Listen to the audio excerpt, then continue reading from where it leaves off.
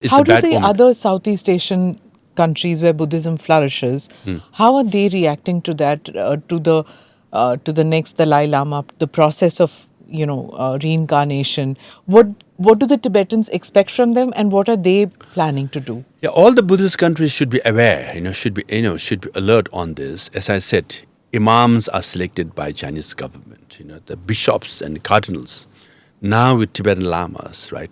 Soon it will be them. So that they should know. They don't know this. They just think, oh, Tibet is an exception.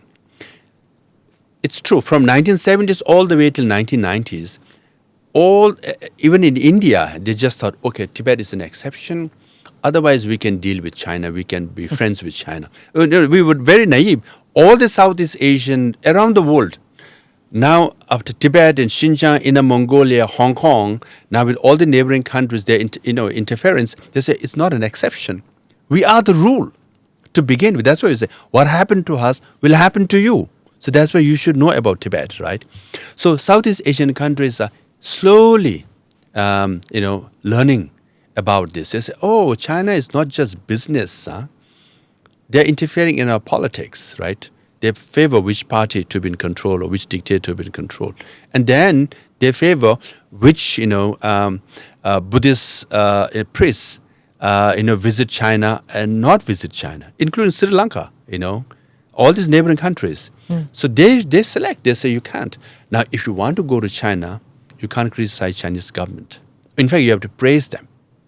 That's how they control, So now Southeast Asian countries are realizing. So hopefully, India's policy of going east will not just be commercial aspect, but it will be political and spiritual aspect as well. Because India is the place of Buddha, Buddha got enlightened here. He gave all the major teachings here.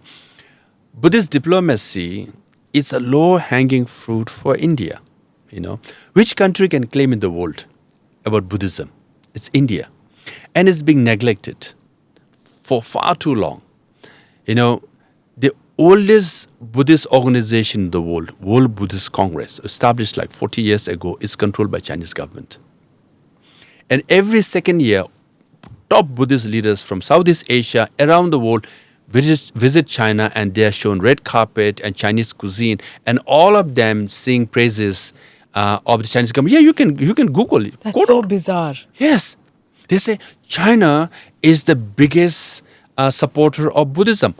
Sri Lankan, Laos, Cambodian, the Thai, around the world, including from America, including from Europe as well. Because no one was hosting them. No one was showing them respect. Now we have, the International Buddhist Confederation in India, which hosts Buddhist countries, Buddhist leaders from around the world. And I've been saying this for a long time. It's just a natural place. Chinese government can... It should be held in Bihar. In Gaya, Bodh Gaya. Yeah, Banaras, right? I've always been saying that. Chinese government can send them a package, give them business class ticket, and provide limousine and red carpet, right? Then the Buddhist leaders from around the world might visit China. But India, all you need to do is send an email. Hey, we are having a meeting in Bodh Gaya. Do you want to come? They all will rush to come. Because it's like for Muslim going to Mecca or Christian Catholics going to Vatican, right?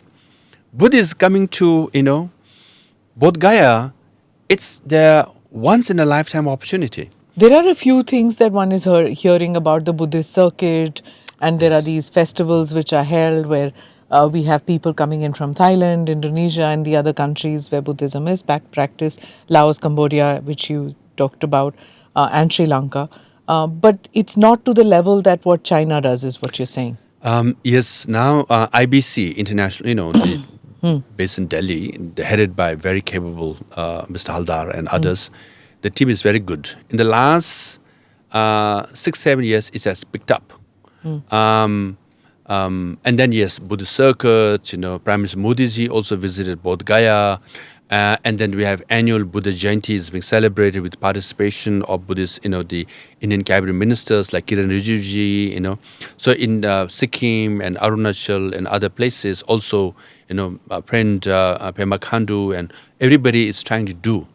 But, we are still 20 years behind China. Can you imagine Buddhism? Yeah. more needs to be done, and they need more support both from the public and from the government of India as well.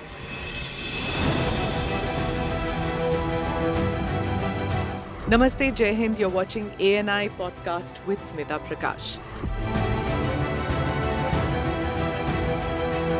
अगर हम उसको मस्जिद कहेंगे तो फिर विवाद होगा।